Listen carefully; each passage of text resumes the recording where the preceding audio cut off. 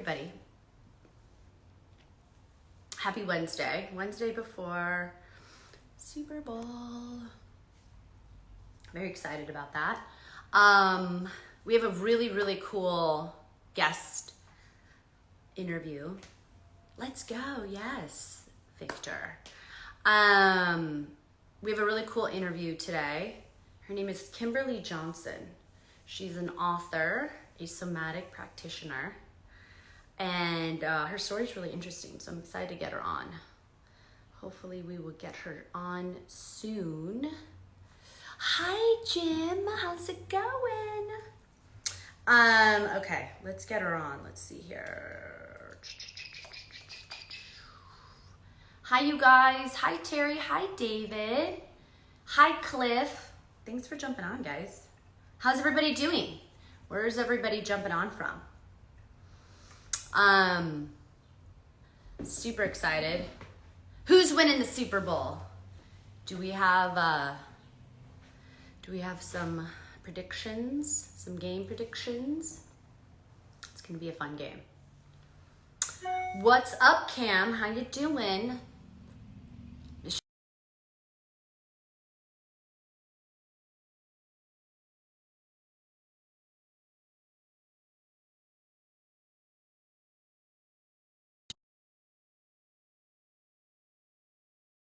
Me through grief. She's in the world of somatic healing, and I think a lot of people are not sure what that means exactly. So we'll get into that today, but really excited. Hi, how are you today? Hi. Are you in Doing pretty good. SoCal? How are you? Right now, or New York?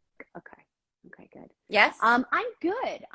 I constant daily battle with my own anxiety, which you and I have talked about that. In fact, actually, I was struggling with panic attacks, and you and I kind of did some sessions together, and you were helping me ground myself, and it was funny because I've been wanting to have you on, and you're like, why don't you work your stuff out, and then we'll make some time to do a chat. So thank you for jumping on. Well, it's not like I think everyone needs to like solve themselves or anything. I just thought that it was a good time to take the dual weight of having to be on and also just tending to the things that are happening for you. It was a very tough couple of years for me. And I've been pretty vocal about what I was going through. I lost my dad, and the year before that, lost my brother, and then everybody, just dealing with COVID. It was just mayhem in my life, and I never really was able to find grounding. And I remember right when I lost my dad, this was a really powerful thing that you did for me. I lost my dad to cancer, and it was a really emotional roller coaster ride with anyone dealing with cancer, and you're the caretaker. And as soon as we lost him, I bought a pack of cigarettes, and I kind of joked with you, as someone who's not a smoker, I was smoking like John Wayne. And you said, buy all the packs you need, smoke all the cigarettes you need. And I thought that was so, because I think when we do behavior that we feel ashamed by, having someone to just sit there with you and kind of have empathy with what you're going through releases that shame. I mean, and I know that that's the key to releasing shame, is having an empathetic ear to hold space for you. So it was a really weird moment, but I was just always so grateful for you. And it's funny because when people come to me with moments of shame, I take your that experience and your advice, and I let them just be, right? So that was a powerful moment, actually. Yeah, thank you. Well, Kimberly Johnson, you help a lot of people. You are a somatic practitioner. You're also an author of Call of the Wild, which is a book I highly recommend. And it's not even a book you read once. For me, it's kind of a book you just pick up and you keep in your Rolodex as a reminder. But can you explain a little bit about what you do? Sure. Well, right now I help people understand their nervous systems, and specifically women, and just what's happening with us, so how we can understand whether or not it's anxiety or depression or feeling like an imposter, being in comparison mode a lot. And most of the time we think there's a lot out there about changing your mindset and creating habits. And my work is really about how do we change the state so that then we can change those things, rather than what we call like a top-down approach. So how do we notice and observe what's happening in real time and be able to make incremental changes so that we can have better relationships, better sex, heal physical symptoms, heal things that are considered to be mental health, but oftentimes they're physiological patterns. So I spend a lot of time helping people track And those, this is probably a things. much larger conversation, but how do you do that? How do you, I mean, that's what somatic is. Somatic is understanding your body and healing within. I'm definitely paraphrasing that, but how do we do that? So like right now, everybody who's listening, and thanks for tuning in, you could just take a moment, and the first thing you could do is like look around your space. So a lot of times with social media, with being on screens, we're like highly focused in our eyes, and a narrow focus. And a narrow focus in the eyes is a threat gesture. So if you see animals squaring off, they're going to look each other straight in the eye. So if we allow ourselves to just let our eyes roam, then for most of us, like for me, I just took a deep breath because I'm not like center focusing, and it doesn't require something of my neck muscles.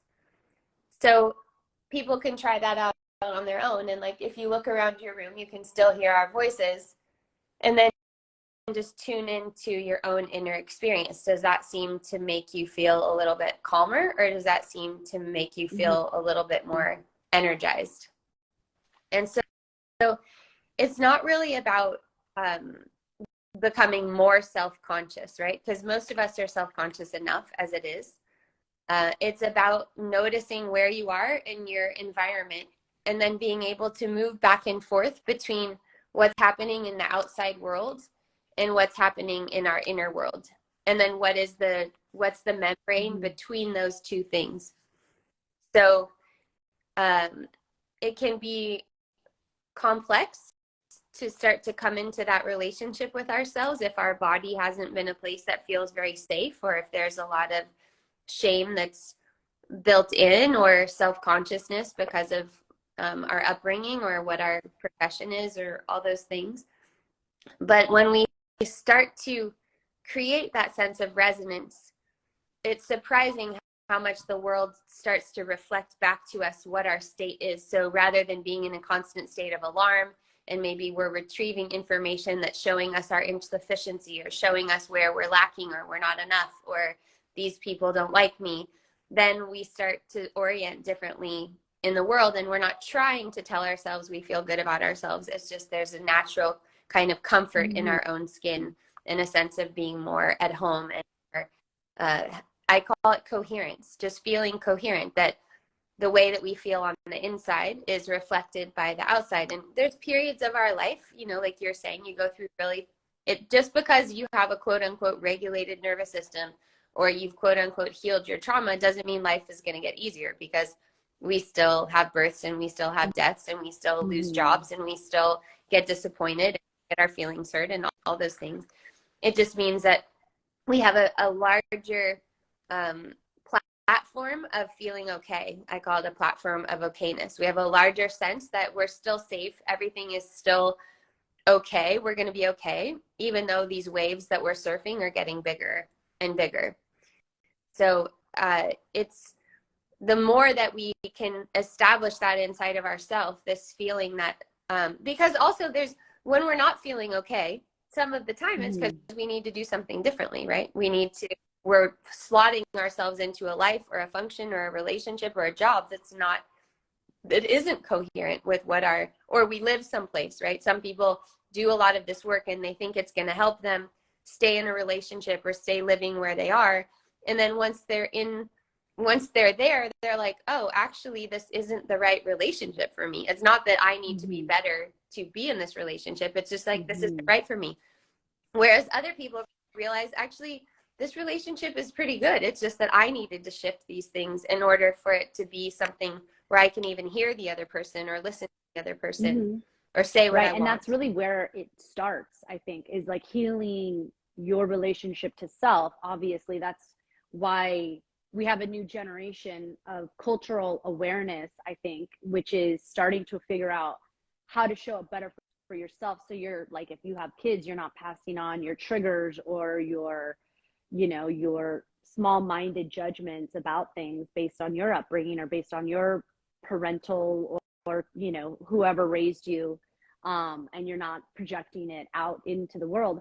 And it's true, right? Like, before I did this work, I was definitely way more reactive to the feeling that I felt about myself, which was I had self-limiting doubts and didn't think as confident as I do now, where I would take other people's behavior and I would fit it in my story of like, well, this person just doesn't like me. And now I feel I'm at a place where I don't take people's behaviors as a reflection on me. A small example was, I remember I was driving and then I was in the crosswalk. It was a red light and I was in the crosswalk and a woman was walking. She wasn't close to my car, but she was walking down the crosswalk and she had like a baby stroller.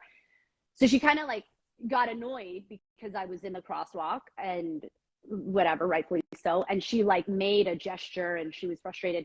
And in that moment, instead of going like, oh, how dare, how like her reaction is so big, I went, she's probably having a tough day. Her kid she didn't get sleep the night before.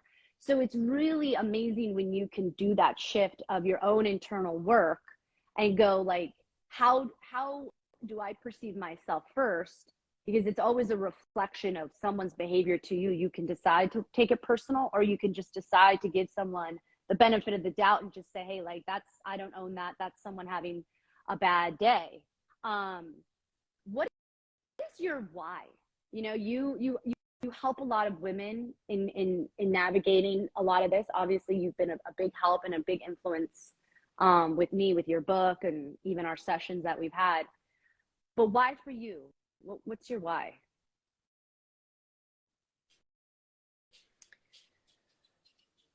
Well, I have a daughter. I have a 15-year-old daughter. So I think some of the time I probably would just say F it if it wasn't knowing that my daughter's going to inherit a world that I have a potential to shift in a direction that is what I would want her to inherit.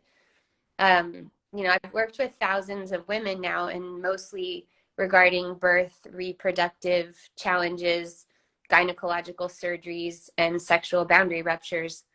And I really feel that we've all had our boundaries crossed, and we've all crossed boundaries. And the way that the cultural narrative is shifted is so oriented towards who's the perpetrator and who's the victim, and then a kind of justice that I actually don't believe is going to take us to where we might want to go going forward.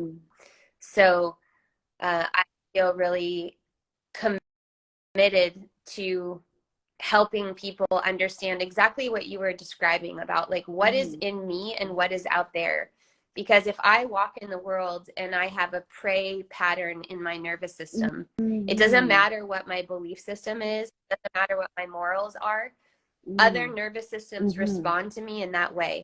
And so I am more likely to be victimized because my own nervous system is conveying that. And so the way that a lot of people spin that is that the world needs to change and it's terrible and that should never happen. But the fact is we're human animals and it's always going to happen. But we can learn how to expand our full inhabitants on a nervous system spectrum between predator and prey. And we see these dynamics playing out in all kinds of ways where we imagine we might be changing power structures, but we're actually just changing who's in what role within the power structure.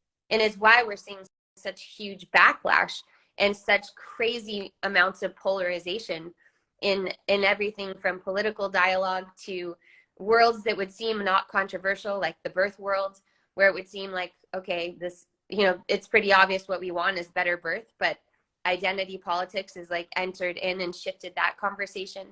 So I'm just really committed to people really having a sense of what is coherent within their own system. If you're walking around and you're only wired in the prey direction, then you're going to have repetitive experiences, and you could sometimes, you know, you could politicize them, and maybe sometimes we should politicize them. But at the same time, we can't always wait for structures and systems to change. We can actually change them within ourselves by what patterns we're conveying. And to me, that's a much more direct approach. And I do both. I mean, I do political work as well. I'm super committed to postpartum rights, and I do advocacy work in all different kinds of reproductive spectrum. But essentially, I want people to have better relationships, and relationships of all kinds, whether that's lovership, whether that's parenting, whether that's romance. And a lot of this does come down to nervous systems. And when our nervous system is conveying something and we don't realize it, we just end up getting repetitive situations that feel like punishments, when in fact they're really opportunities for us, because the nervous system will keep repeating something until that it's like a record skip. And then when you smooth the record skip, the song will play. And so we each have that song, and that song will come back, will be remembered if we're able to repair it. So a lot of people think, you know, I keep attracting the same kind of guy, or I keep having the same kind of sex, or I keep, you know, it's really weird things. Like I keep getting hit by cars on my bike, right? Really weird stuff that repeats. I keep having this kind of a surgery. That's all because the nervous system, the way that it works is in resonance, and it's trying to find a higher level of repair. Wow, there's a lot in there that I want to break into, which I appreciate. So you're not like blaming the patriarchy. You're suggesting that we work on ourselves, and then the patriarchy can kind of dismantle. I want to ask a question about something that happened recently. Actually, I just saw it yesterday online, and it's about Madonna at the Grammys. And I don't know if you saw, she posted something regarding her frustration with the patriarchy, focusing on how she looks, I guess. Like, and it was interesting. In her post, she said it was a long lens and anybody would look bad. And in that moment, and she's 64, I think she's incredible. But in that moment, I felt for her because she made a lot of sense. Like, there's this talented woman on stage and we're focusing on the way she looks. But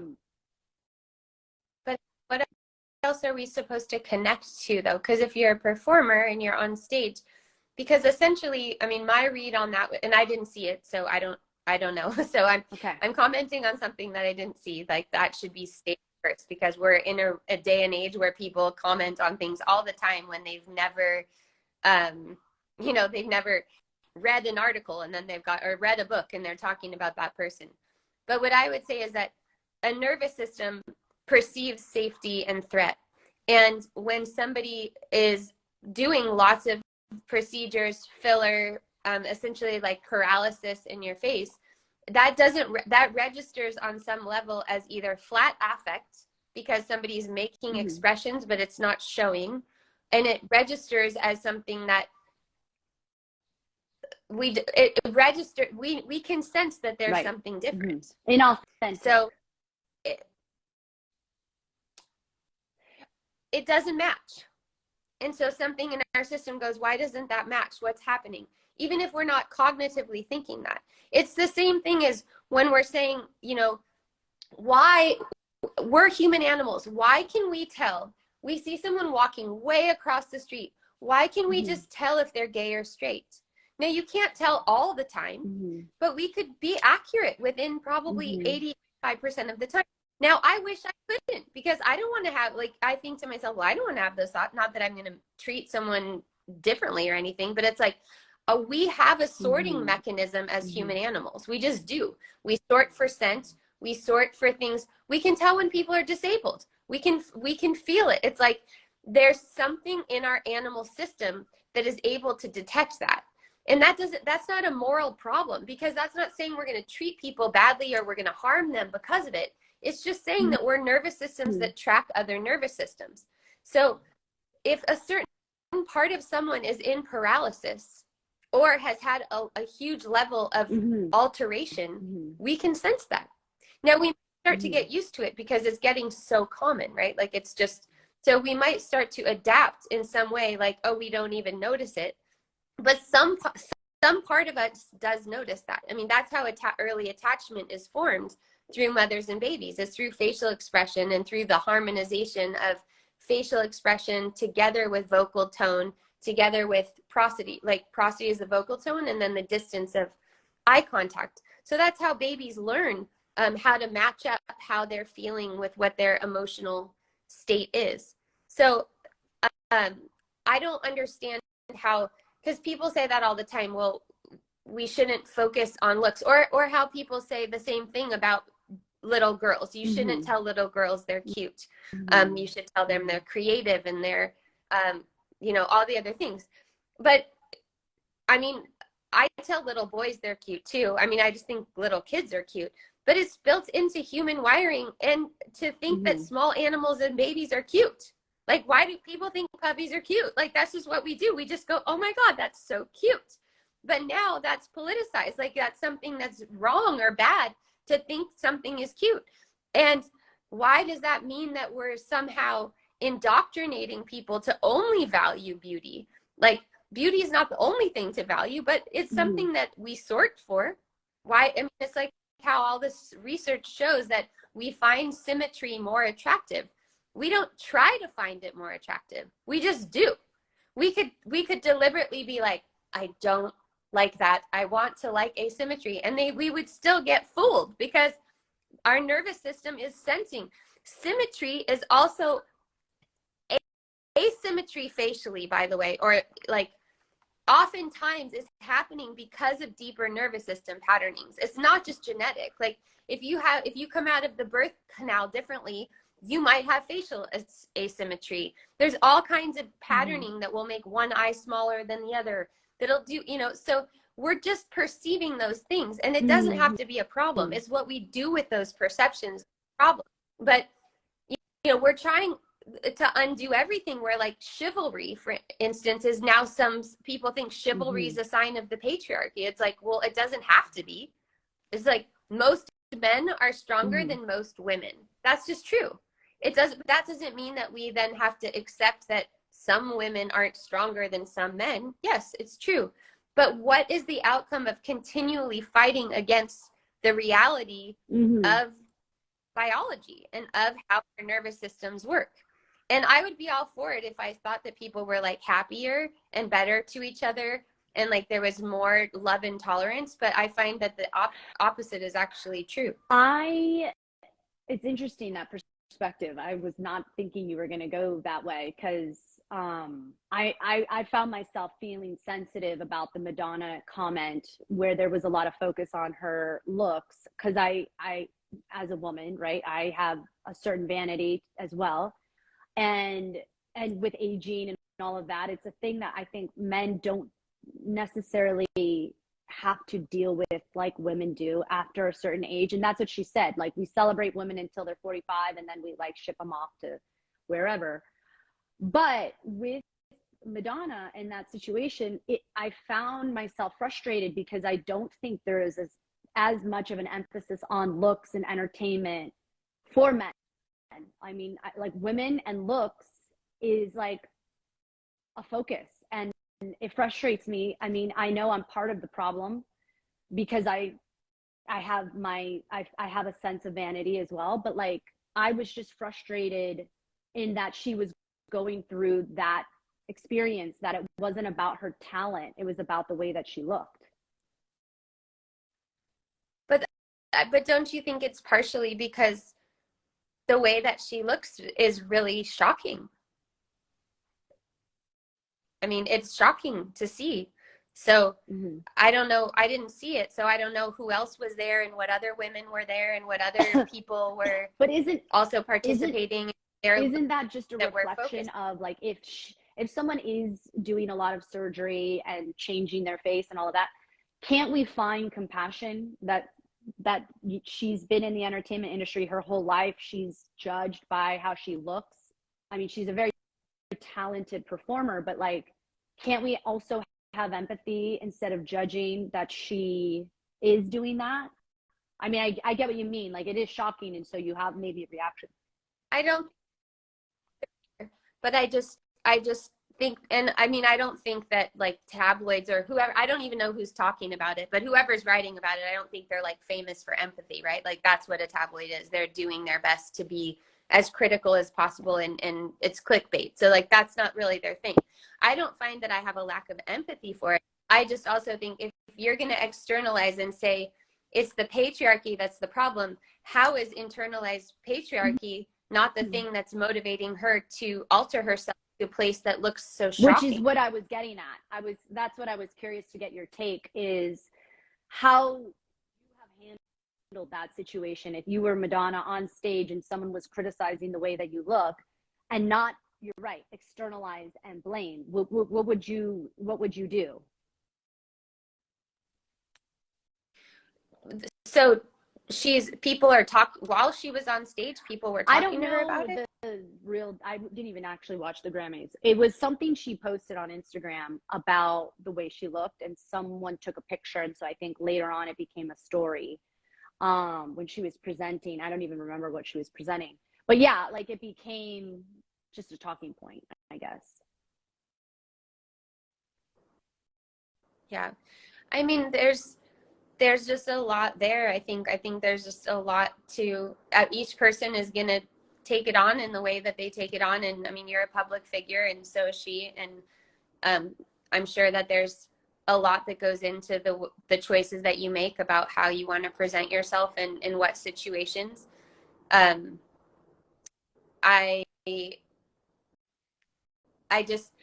think that if you,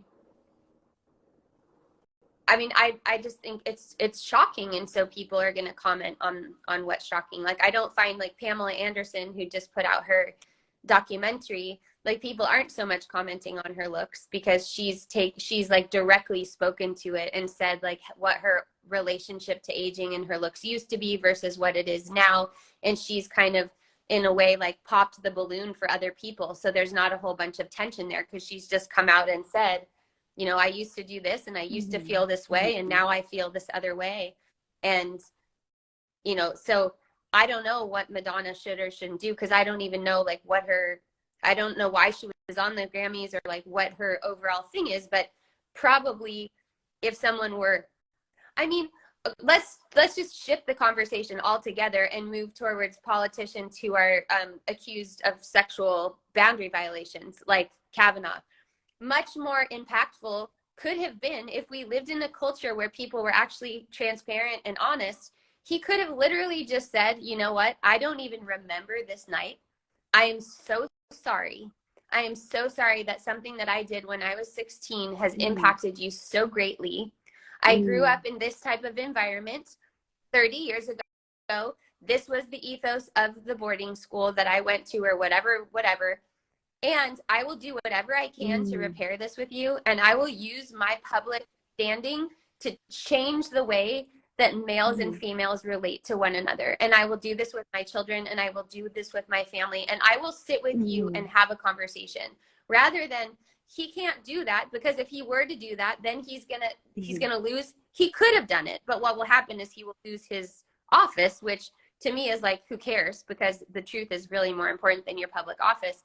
But we don't have a culture that will accept that and that will honor a different kind of reparative process. So I don't really think it's like, I think it's, if we're talking about something symbolically, how does repair really happen? What does that really look like? What does it mean? How do we sense coherence and incoherence? How do we accept things that we know to be untrue because they favor us or they don't favor us? And that's how I look at it. I'm not interested in making a moral come down on someone, because I don't actually see this in as a moral lens. I see this as a human condition, and we live in this white North American culture in a space that's not kind to admission of, especially for public figures. It's like not okay to say, I used to think that and I don't think that anymore, and here's why I don't think that. Or, yeah, I did vote for that and I wish I wouldn't have voted for that. Instead, you have to just do anything to shore yourself up, to try to make people forget about what is considered to be a mistake. Wouldn't we be a lot better off if we could admit, like, you know what, I actually am contributing to this sex that I'm having, or this relationship that I'm having. I have something to do with it, and I'm not going to just rail. Like, I can't stand how, like, I don't even know what patriarchy means anymore. Like, I have an idea what people mean, but now it's just a catch-all for bad. And what happens when one whole gender is considered bad, and then the other one is all of a sudden considered good? Like, that's not repair. One race is bad, one race is good. That's not changing anything either. One, you know, so it's like, I'm really interested in what's happening beneath all of that categorization. And what do you think? I'm so glad that that's what you brought up, because you mentioned chivalry, and we are in such a weird shift as women right now, where we are kind of denying, this is going to be controversial, but we're like kind of denying men's needs because we've been marginalized, you know, or oppressed for so long. What do you think is underneath that? And what are you seeing with a lot of the women that you deal with, in that, like, we are kind of crossing gender roles a lot? Like, I even notice about myself, and I've talked about it a lot, that I would show up to my work really masculine, right? Not asking for help. I was just trying to be like the guy in my work environment. And then it wasn't until I started to really embrace a lot of my more feminine, like, I care more about emotion. I care more about what's going on in the human side, rather than like you scoring all of these touchdowns. That's great and all, but my initial interest is like how people feel. So what do you think is going on with us in terms of gender female roles?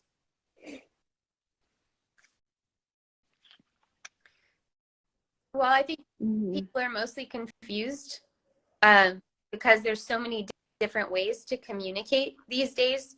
That's also confusing. Like, now you can, like, do you messenger? Do you text? Do you call? I mean, now it's like a big deal for someone to, like, come to your house. You know, it's like that seems like a really big deal. So I think the way that we can be, you know, possibly have more of what we would like in our own relationships and the world around us is to be really clear with people and kind about how we want to communicate. So I've been on dates where men, like, go to open the door for me, and then all of a sudden they, like, jump back, like, sorry, you know, and I'm like, oh no, that's okay. I'm one of those people that actually likes you to hold open the door. But to not judge that person and then feel like, oh, this person's insecure, and so I probably don't, you know, they're probably not for me. But really to tell people, like, this is what I like. And I feel appreciated when you do that. And then for some people, they don't. But it's also like, okay, well, why have simple human kindnesses now somehow become a symbol of power and oppression? And a man took off his jacket the other day and put it over my shoulders, and he just thanked me and said, you know, there's very few opportunities for this anymore. And it was just a simple gesture of giving and receiving. And I didn't make it mean anything about he thinks I'm weaker, or he thinks I can't take care of myself, or why is he doing that? And this constant filtering of everything through the lens of power oftentimes really is dehumanizing. And we tend to see things in ways that might not be happening. You know, I see it with my daughter because she's came up in all of the social justice languaging. And by the way, I have a degree in social policy, so I'm completely invested in social change and social justice. But the way that it's happening, I'm not sure that the the values that it supposedly upholds are really what the outcomes are going to be. And I do think that there's a way that we can just actually listen to each other and listen to what the deeper intentions are of the ways that we've learned to communicate. And this confusion and like everything I do, I'm second guessing myself if I'm going to be rejected or told and this is outside of gender. I mean, even the conversation we're having right now is very controversial, right? It can be skewed all different ways. People are going to decide I'm all different things and you're all different things because of that I've said. But what does it mean to really be human? How often do you just actually listen to the wholeness of how someone is? And that's much more than a meme, and it's much more than a soundbite, and it's much more than a clip. So that's what I really want for people. And now that does require nervous system resilience, because we're not, we're more lonely, we're more isolated, we're medicating more.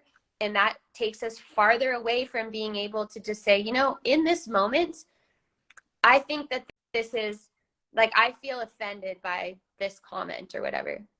Okay, so I'm offended. This person's not making me be offended. I'm offended. And like, could I just say that in the moment instead of deciding this person's an asshole and like I should just like, you know, set a boundary, right? That's like Instagram boundaries. Just set a boundary. If people don't agree with you and you don't like it, just set a boundary. And what if it's like, oh, maybe I could ask another question. Maybe this person feels this way because they had a life experience that is related to this. What's your experience?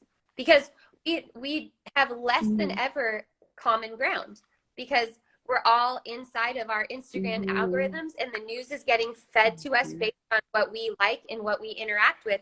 I love sitting on planes and eavesdropping on other people's feeds, because I'm like, dude, they live in another world. Like we're sitting on the same thing, but like, I kind of just want to trade phones. Like, can I just like look at what like it's serving up you? Because I live in the pussy universe where like everything is like babies coming out of vaginas and clitoral photos and all this stuff.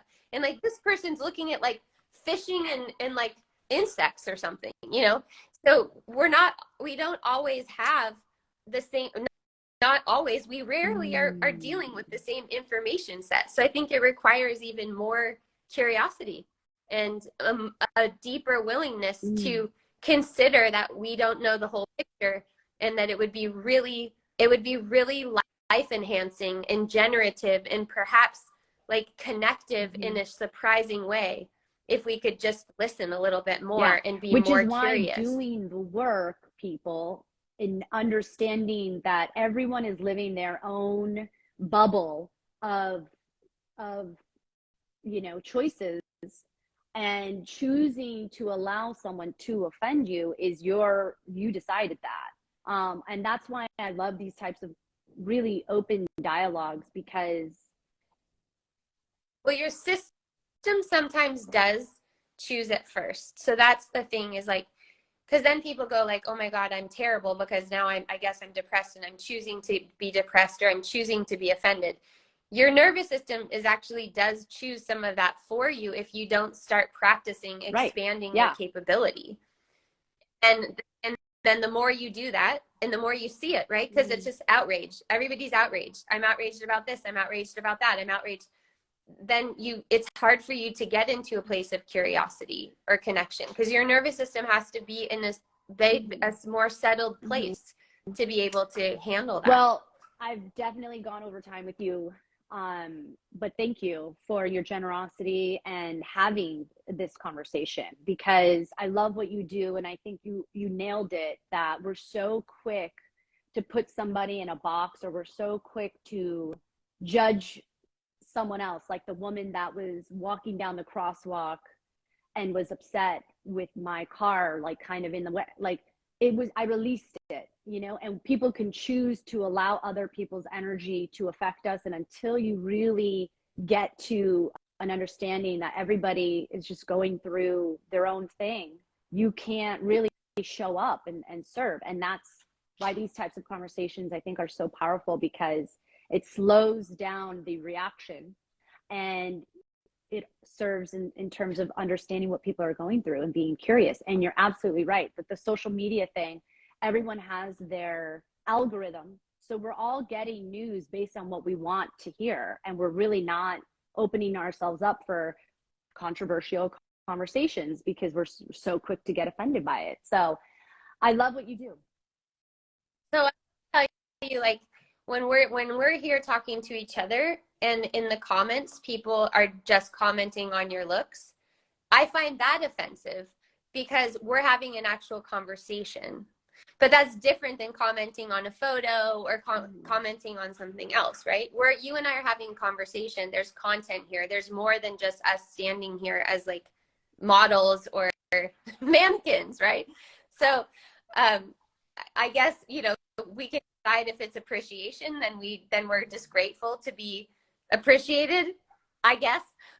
But you know, that's what happens in these spheres is also now it's like we're unaccustomed of what etiquette is and when to be talking about what, and also just turning towards bigger conversations, right? There's a lot going on in the world. And so is the best use of our collective energy deciding what Madonna should or shouldn't look like? No, it's not, because there's a whole lot going on in our own life, in our children's lives, on the planet post-pandemic that would be a much better use of our time. One last quick question. I have opinions on this. How do you feel about TikTok? Do you have TikTok? Do you think TikTok is dangerous? I don't have it. My daughter, I think she does have it, but she doesn't use it that much. I don't know if I would differentiate that from the rest of social media. I'm really bummed out about what social media is doing to my own brain, and I'm in constant conflict about the kind of, you know, do you use the master's tools to disassemble the master's house, or do you just move into another house altogether? I'm actively in that conversation. I'd run my business primarily through social media, so I would need to have a completely different business model, and I have had those other kinds of business models before. So I don't think that online contact, I think it's starting to be one of those things, like I was saying, that it complicates people's understanding of what's reality and what's not reality. And we forget, because now we're doing so many things, therapy, medical health through screens, and we think that it's giving us connection, but statistics show that it's not. We are more disconnected than ever. We're more depressed than ever. We feel more isolated than ever. So even though people would say back to that, well, it's amazing. Like, you can reach people all over the world, and you can talk to people who would never be able to learn about what you're about, and you can spread your message.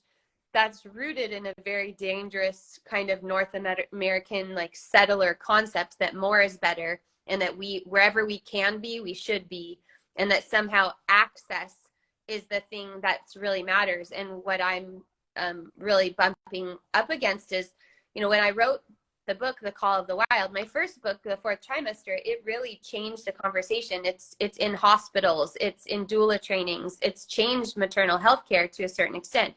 But this book crested with the height of the pandemic and also with social media. So now I see nervous system information everywhere, and somatics everywhere, and trauma this everywhere. Yeah. But trauma is an industry now, and a religion almost. And trauma is just part of life. Like, it's not like we're just humans, and healing is part of life, and trauma is a part of life. And to make trauma the thing that crystallizes all of our attention is not leading us in a good direction, from what I can see. So I don't know about TikTok specifically being, like, you know, more negative than other things, but I know that the idea that everything that I say should be able to be put in a meme or a 1-minute soundbite is a very difficult proposition, and definitely has to do with how we can now just reduce people, and our willingness to accept something like AI, that a spiritual publishing house might publish a book called What It Means to Be Human, written by artificial intelligence. So all of this to move more and more from believing that there is a totality to being a human being that you can't parse out. It's not like you can separate our intellect from our body, from our soul, from our spirit. There is something that's happening that's beyond segmentation. Fascinating. My take on TikTok is I think I have an account. I don't use it, but what I am noticing with so many people using it is they're just getting used to that 1 minute soundbite, and now our attention spans are not open to diving into a book that's 300 pages because we don't have the ability to withstand, I don't know, the impatience of the lack of dopamine that comes with digging into a book, or being present with somebody because they need their phone with them, or they need to keep in touch. And so that all feels like nervous system dysregulation to me. And it's not like we're really setting up children for success when they have access to all these tools that are, you know, sometimes flippant, in my opinion. But nonetheless, I could chat with you forever, and I want to be respectful of your time. Thank you so much. How can people get in touch with you in the event they want to learn more about this? They can go to my website at kimberlyannjohnson.com. I'm on the IG over at kimberly.ann.johnson. And then my first 2 books are on Amazon, and I have a podcast that's called the Sex, Birth, Trauma Podcast. So those are all good ways to get in touch with me. The Call of the Wild book is incredible. I'm going to get your 4th trimester book. I imagine that is another solid read. But thank you. I find you to be really fascinating, and to dig into these kinds of topics that are really controversial, and be able to sort of eloquently explain what we're going through culturally as a shift is not always easy to be able to kind of face that. So thank you for just running with me. I didn't expect to talk about Madonna for as long as we talked about, but here we are. Kimberly, thank you. We'll post this, and we'll connect you. And I think a lot of people will take away a lot from this conversation. So thank you so much. Bye, guys. Thank you so much for having me.